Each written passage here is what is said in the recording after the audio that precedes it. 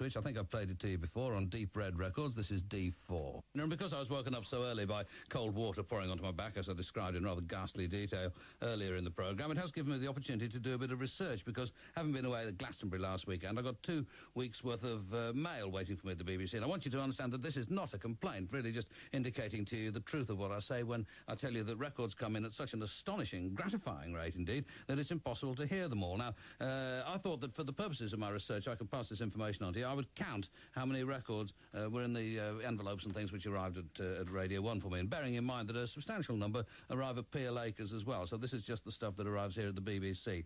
There were 6 10-inch records. I mean, I didn't bother to divide them into LPs and EPs and things, but 6 10-inch records, 34 7-inch singles and EPs, 84 12-inch records of one sort or another. I mean, some LPs, some 12-inch singles, and 163 CDs. Now, if you work out, for example, that a CD is probably just by and large on average slightly over an hour, that is a week of continuous listening day and night. And when you add all of the other things to it, and bear in mind that while I'm doing this I also have to do things like eat, drink and go to the lavvy, you'll realise that this is the reason why I fall further and further and further behind with the stuff that comes in. And I apologise for the fact that this is the case, and I do understand that, you know, by and large it's not set against the scale of human suffering. It's pretty small beer altogether. But it also outlines, I think, perhaps why it is that it's so difficult to decide which records to play in the programme, because for every one that I do play, there are 5 or 6 that I would like to be able to play. Here's another one from Beatnik Film Stars. This is Chips. What's going on? I was attending to little medical duties, because when you get to be my age, the sort of thing you have to do from time to time. Nothing too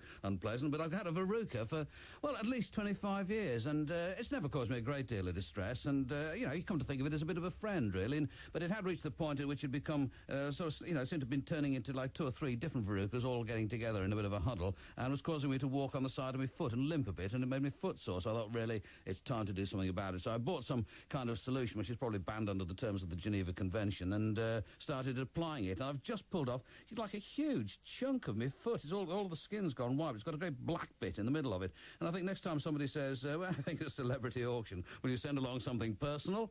Well, I think I'll send them that. I mean, you don't get much more personal than a verruca. And I feel bad about getting rid of it, because it's like, you know, an old friend in a way. And although I suppose you could say the verruca could easily be dissatisfied with being attached to me. Who knows what a verruca thinks? This is 81 Mulberry. You almost didn't get me tonight, and this may disappoint some of you and may have delighted others, but for the past couple of days, I'll tell you this and get it out of the way, because I have had, like the mother of all toothaches, because I had no idea it's possible to get a toothache that was as bad as the toothache that I'd got. And from now on, when I hear anybody say, I've got a terrible toothache, I shall look at them through new eyes and with greater respect, because it was quite excruciating. And I had to travel yesterday with this appalling toothache from where I live, near Ipswich, well, Stowmarket, near Ipswich, train from there into Liverpool Street, across London, and then from Paddington to Bristol to do some stuff there. And it was one of the most unpleasant days I've ever had in all of my life, and not the very worst. I mean, just because of this toothache, because your whole life, if this has never happened to you, it will at some stage, for sure, your whole life becomes focused on that tooth. And on the way back, when one of the trains had been delayed because a truck had hit a bridge, and they had to check that the bridge was still safe for the train to go over, so that made it even worse, missed the connections. But my trip back from Paddington to Liverpool Street last night, I mean, the train wasn't particularly crowded, it wasn't particularly late. I don't think I've ever been so miserable in all of my life. I mean, I was hallucinating with pain. I actually had to really concentrate to look at the names of the tube stations as they went by, because I had to sort of like really think, what is this one called?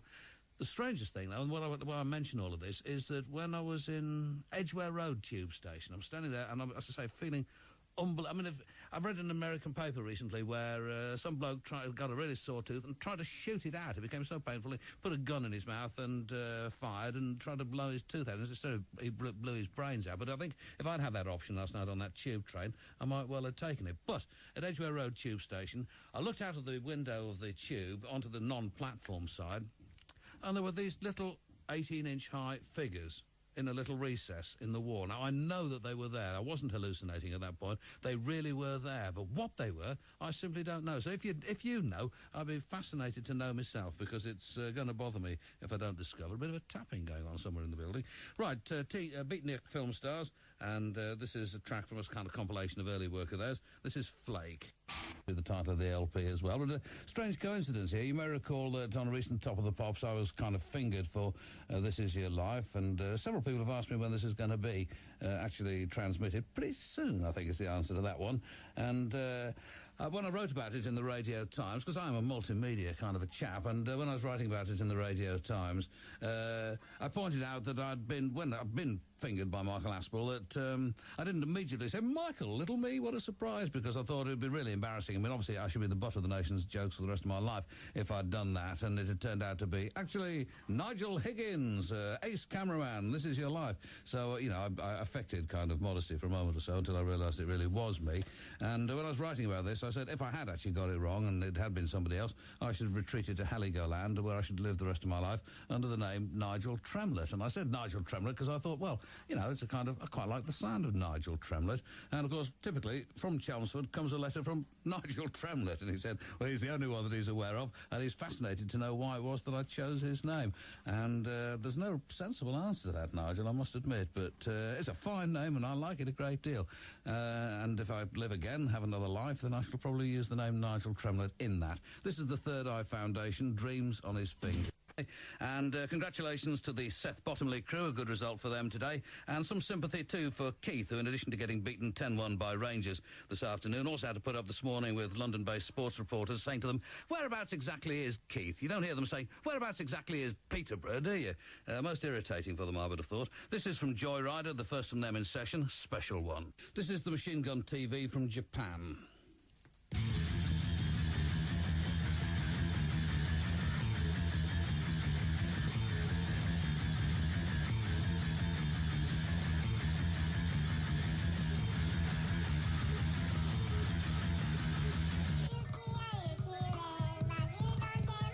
Do you know, I knew I was going to do that. It is quite clearly going to be a night of small accidents like that, and I apologise.